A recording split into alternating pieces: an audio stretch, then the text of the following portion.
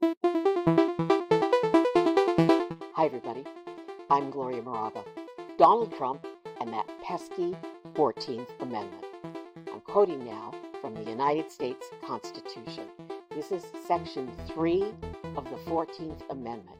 Quote, I'm reading, "No person shall be a senator or representative in Congress or elector of president and vice president or hold any office, civil or military, under the United States or under any state who, having previously taken an oath as a member of Congress or as an officer of the United States or as a member of any state legislature or as an executive or judicial officer of any state to support the Constitution of the United States shall have engaged in insurrection or rebellion against the same, or given aid or comfort to the enemies thereof.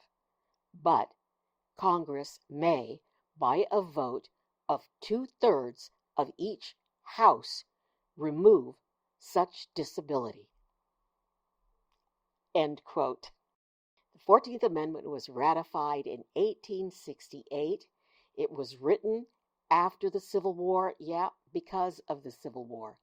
Now, legal scholars say this about the 14th Amendment, quote, "The 14th Amendment represents our nation's second founding and a new birth of freedom. It contains within it a protection against the dissolution of the Republic by a treasonous president." End quote. I'm Gloria Moraga, Political Woman. This is the Political Woman podcast. Please subscribe. I'm on iTunes. Subscribe wherever you listen to your podcasts. And please subscribe to me on TikTok and YouTube.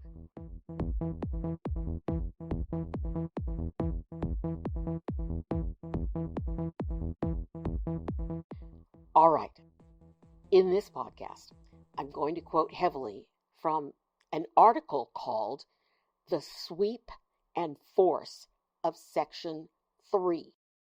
The article is going to be published in 2024. It was written by William Baude and Michael Stokes Paulsen. It's going to be published in the University of Pennsylvania Law Review, Volume 172, and it says forthcoming, and then it says when this article was posted. I guess for people to read, because a lot of people have read it and are talking about it and have been talking about it since it was posted on August 14th, 2023. Michael Stokes Paulsen is a law professor from the University of St. Thomas School of Law, and William Baude is from the University of Chicago Law School. And when people are talking about this article and the research that they have done, it always comes up that these two gentlemen are members of the Federalist Society. I don't know if you follow Keith Olbermann. I listened to his podcasts, and when he was talking about this story, he kept saying, "The Federalist Society, the Federalist Society." And then later in the podcast, he'd say, "Did I say that this was from the Federalist Society?" Yeah, I'll have more on the Federalist Society in a little bit. I'm going to get to the article. I'm going to start with abstract. Section 3 of the 14th Amendment forbids holding office by former office holders who then participate in insurrection or rebellion. Because of a range of misperceptions and mistaken assumptions, Section 3's full legal consequences have not been appreciated or enforced. This article corrects those mistakes by setting forth the full sweep and force of Section 3. And then they go on to say, Section 3 remains an enforceable part of the Constitution, not limited to the Civil War, not effectively repealed by 19th century amnesty legislation. And then they're listing here their reasons for writing this article. Second, Section 3 is self-executing, operating as an immediate disqualification from office without the need for additional action by Congress. It can and should be enforced by every official, state or federal, who judges qualifications. So here I think they're clarifying that President Trump was impeached, but in the Senate, they did not remove him. So you can be impeached, like Bill Clinton was impeached, but still remain president. Now, when Nixon was under threat of impeachment, senators told Nixon, you are going to be removed. We're going to remove you. Things were different then. They had standards then. Now, Mitch McConnell said, no, the courts can handle Trump. I'm not going to vote to have him removed from office. So then we lost it. But what these guys are saying here is Section 3 of the 14th Amendment, you don't need that because it stands alone. It's law in of itself. So that's the second point they want to make. Third point, to the extent of any conflict with prior constitutional rules, Section 3 repeals, supersedes, or simply satisfies those rules. This includes the rules against bills of attainder or ex facto laws, the due process clause, or even the free speech principles of the First Amendment. So they're saying that Section 3 of the 14th Amendment is more important. It supersedes the First Amendment right to freedom of expression. Their fourth point, Section 3 covers a broad range of conduct against the authority of the constitutional order, including many instances of indirect participation or support as, quote, aid or comfort. It covers a broad range of former offices, including the presidency. And then they go on to say, and this is a quote, and I put it in bold to emphasize it, and in particular, it disqualifies former President Donald Trump and potentially many others because of their participation in the attempted overthrow of the 2020 presidential election. End quote. Woo, I'm not finished. We're just really getting started. That was just their kind of synopsis of what they're going to be talking about. This article dives deeply into the Constitution and what occurred before and after January 6th. They lay it out. It's a research paper. Boom, boom, boom. This happened. This is what the Constitution says. This is why this needs to happen. And it's just brilliant. Point that I was making at the beginning of the podcast, the Federalist Society. Okay, so these guys are Federalist Society lawyers, professors, teachers. Here's a little background on the Federalist Society before I go on. The Federalist Society was founded in 1982 by a group of students from Yale Law School, Harvard Law School, the University of Chicago Law School. Here was their aim: challenging liberal or left-wing ideology within elite American law schools and universities. So the Federalist Society was founded. It was created to mute or to fight or to be the other side of the left-wing libs. So if you're a conservative, you probably agree with a lot of what the Federalist Society espouses, but maybe not anymore, since Republicans have lost their way. And this is still a background on the Federalist Society. The organization's stated objectives are checking federal power, protecting individual liberty, and interpreting the Constitution according to its original meaning. And the Federalist Society plays a central role in networking and mentoring young conservative lawyers. The Federalist Society's logo is President James Madison. Oh, Lord. 1809 to 1817 was when Madison was president, and he is sometimes called the father of the Constitution. As I've just kind of explained, they break this article, their research, up into 4 parts. So here are the parts. Part 1: is the 14th Amendment, Section 3, legally operative in 2024, in 2023, 2024? And they go on and they lay out the arguments, and their answer is yes. The 14th Amendment, Section 3, is legally sound today, even though it was written, in the 1800s. Part 2: is Section 3 of the 14th Amendment legally self-executing? So, in other words, do you need Congress to pass a law to do all of this? And their answer is don't need anything else but the 14th Amendment, Section 3. It's self-executing. They say, yes, it is, and they lay out the arguments, and they explain it.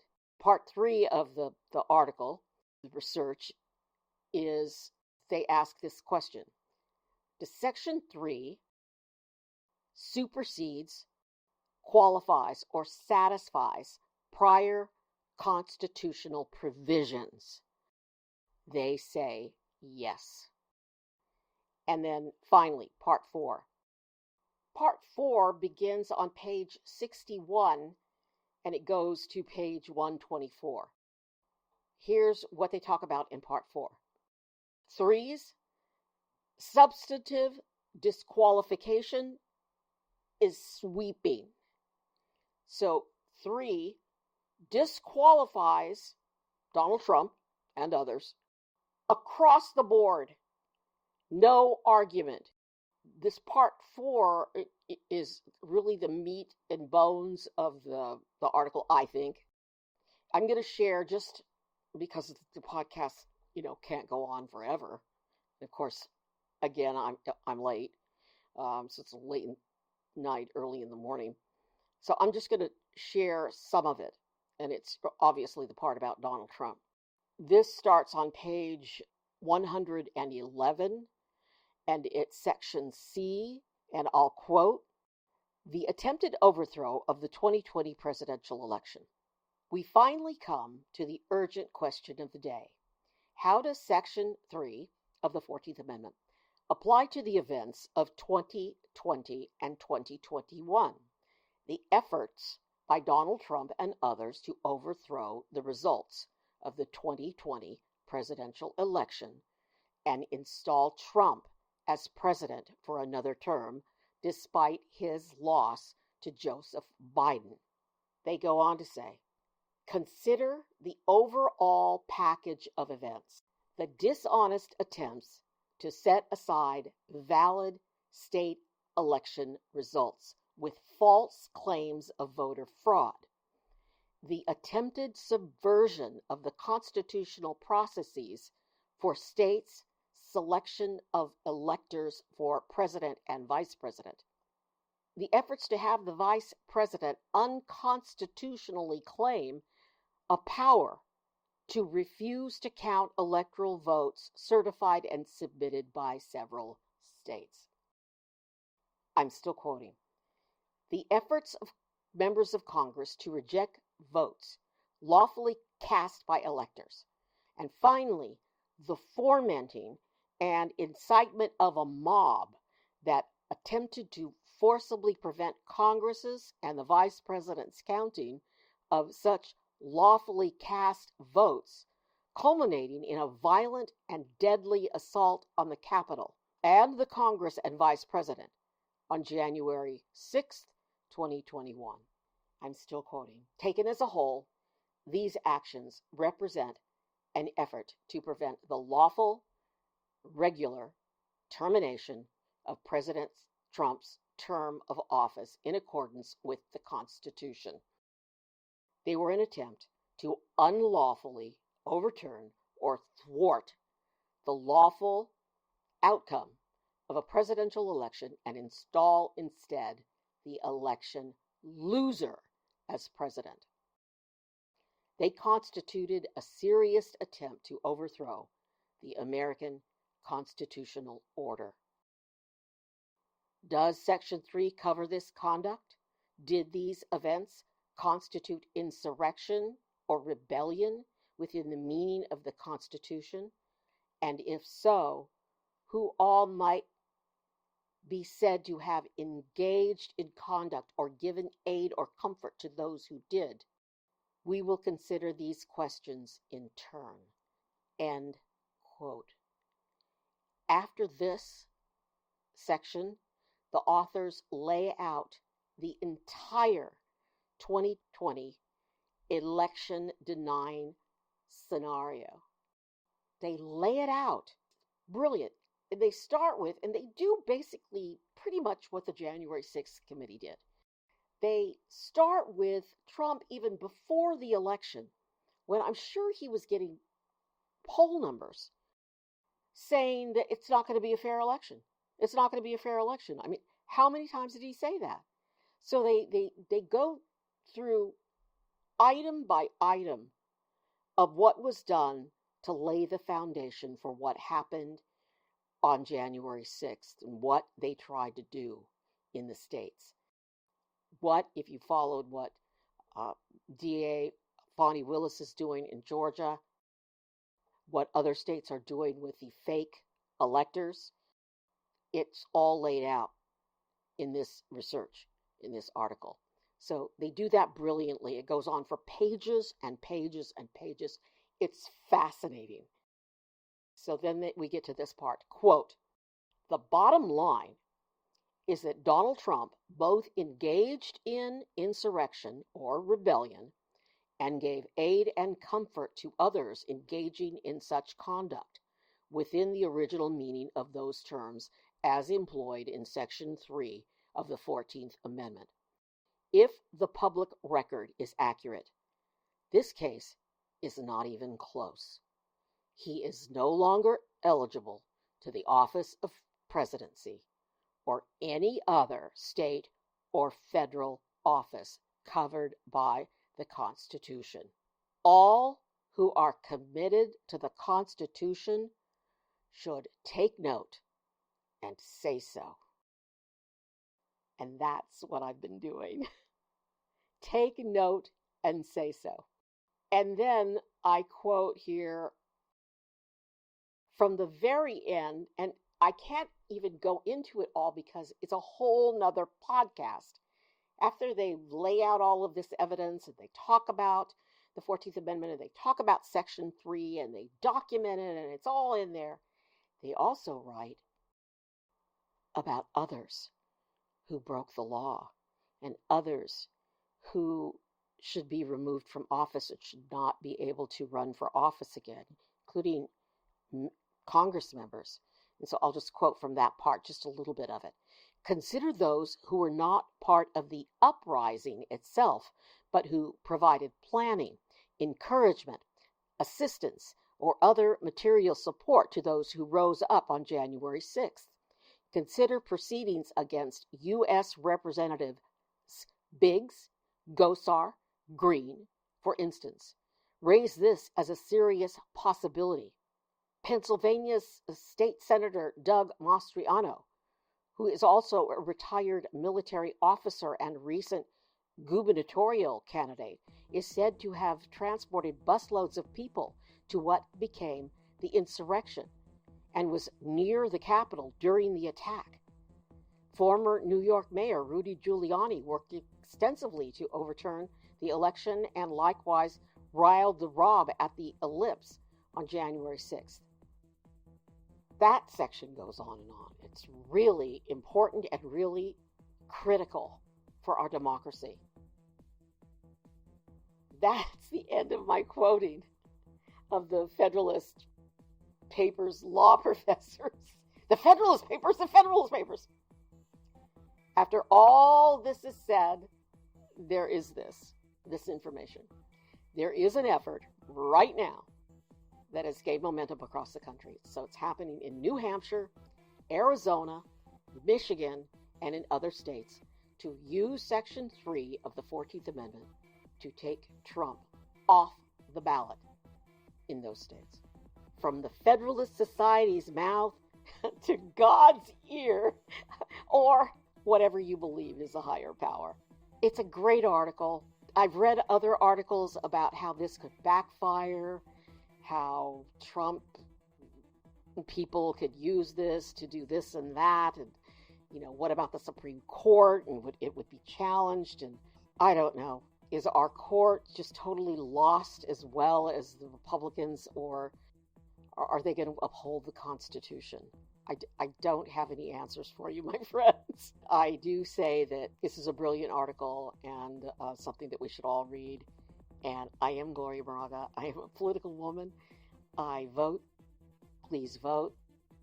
Please follow me. Please subscribe. Please follow me on YouTube and TikTok.